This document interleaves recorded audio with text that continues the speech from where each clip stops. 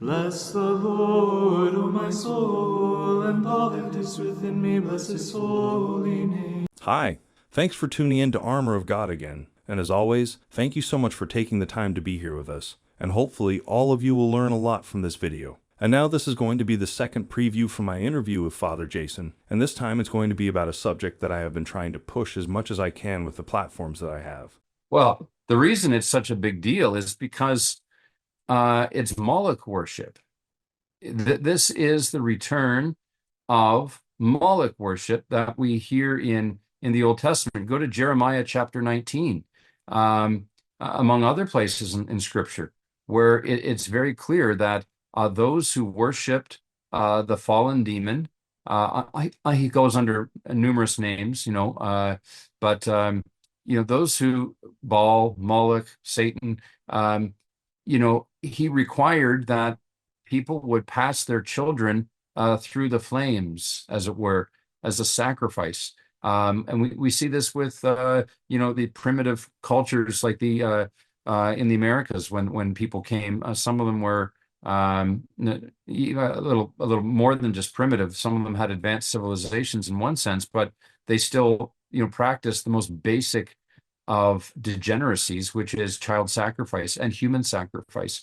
So the danger is that we simply look at the abortion issue through the lens that our enemies propose, and the enemies propose it to us on false compassionate grounds as a necessity, as a medical issue, as a social issue, and it's never a necessity, and it's not a medical issue, and it's not a social issue.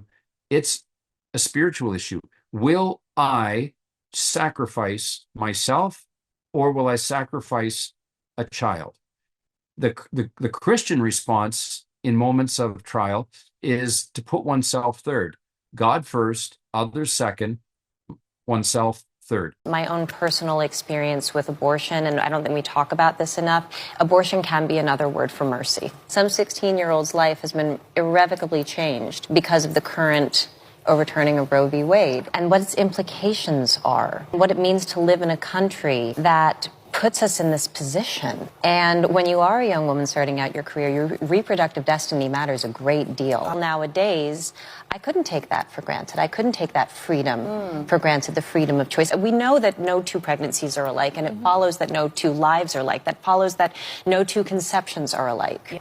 So how can we have a law? How can we have a point of view on this that says we must treat everything the same? When you allow for choice, you allow for flexibility, which is what we need in order to be human.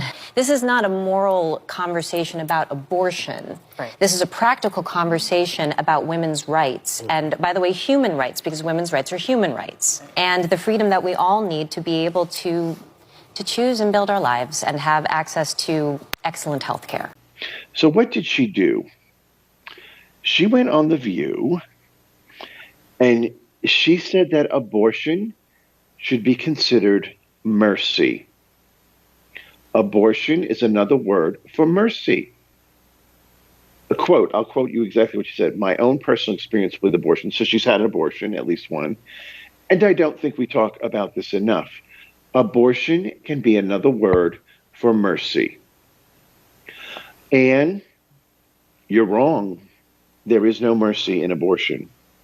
Just think of the way we use the word mercy. When we go to Mass, we say in the penitential rite, Lord, have mercy. Christ, have mercy. Lord, have mercy. Can we substitute that word? Does it make any sense? Lord, have abortion. Christ, have abortion. Lord, have abortion. No, they are not synonymous. They do not. They are the furthest thing from each other that one can muster in one's brain. But because this woman from Hollywood said it, millions of people heard it, and many of them will believe it. Many of them will believe it. And abortion is saying, I'm putting myself first. I'm putting my desires above God's desires and my desire for a comfortable life over the life of this baby girl. So we need to recognize it for what it is. And we have to stop using euphemisms. We have to stop being afraid of offending people. And we have to stop being ashamed of the gospel by not wanting to appear to be religious crazies. We have to put all that aside. We have to call it for what it is. The demons are afraid of the light. The light, which is truth, causes them to scatter. And when we refrain from proclaiming the truth about what abortion is, we aid in the spread of abortion, because the demons, they just run in the darkness. And so long as we refuse to put the spotlight of the truth on them in our language, is the degree to which they just grow. So we have to call it what it is. It's demon worship by the offering as a blood sacrifice offering to a fallen demon. It is the inversion of the central sacrifice of the Christian and Catholic faith, which is the Eucharist. At the center of Christian worship, and your Protestant viewers, I encourage you to go look at the earliest Christian texts that you can find of Christian worship. Read what St. Justin Martyr said about this in the 2nd century. Okay, don't take my word for it. But you'll see that at the center of what they did on Sunday was the bloodless, not bloody, the bloodless sacrifice of the Eucharist, wherein Jesus' own words are said, "Take, this is my body. Take, this is my blood given for you." And the Eucharist, the sin of abortion is the inversion of that. This is my body, and I'm going to kill you to save my own life. It's the exact opposite. This is my body, and I'm going to kill you to save it. Jesus says, "This is my body, and I lay it down so that you may live." So it is the exact inversion of Christian worship. Well then, that will be all for the video this time. And as always, thank you so much for taking the time to be here with us. And hopefully all of you have learned so much from this video. Remember, if there's any feedback or suggestion, please let us know in the comments below. Anyway, if you like what we do and you'd like to support us, I left a link to our PayPal donation in the description box below, and from the bottom of my heart, thank you so much for your continuous support, contributions, and prayers. And until the next one, thanks again for watching, and may God bless you. Guard the innocence of your children from this world. Spend time with them.